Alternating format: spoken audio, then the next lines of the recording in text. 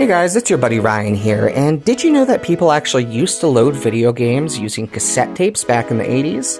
Now, I have a copy of Doomsday Defender, and I have a 1982 Mattel Aquarius and a data recorder here in my cluttered workstation.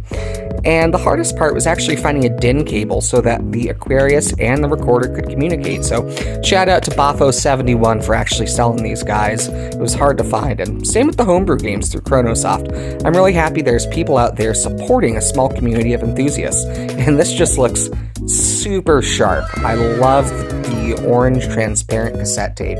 So let's go ahead and get this fired up. Okay, she still works. Open up the cassette tape and we're going to pull out the cassette. Doomsday Defender by Roy Templeton. Thanks, Roy, for making this. And we'll go ahead and put it in our data recorder.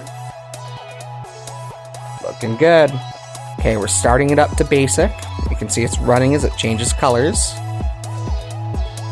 And what we're going to do is we're going to type in C-load, or you can do that using Control-Z. And I'll tell you to hit return and press start on the cassette player, so let's do that. And the red light indicates it is transmitting data, and I sped this way up for you because it takes a long time to load it. And it worked, wow! Let's go ahead and get it fired up. Okay, Doomsday Defender. So I am the little red triangle, and I don't have great control over my ship. I'm just pressing Z and period to go left and right, but it'll keep scrolling if I don't do anything.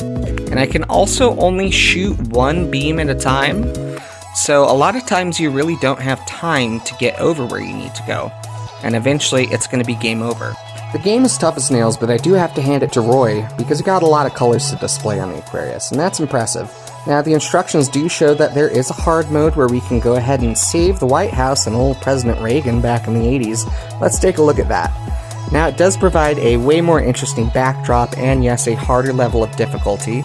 But I actually did manage to kill a ship this time, just almost by accident.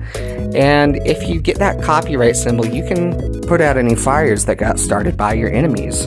Now, of course, I still lost, and I was not able to save the White House, so my only concern is that I hope that Bonzo and the Gipper were able to make it out safely.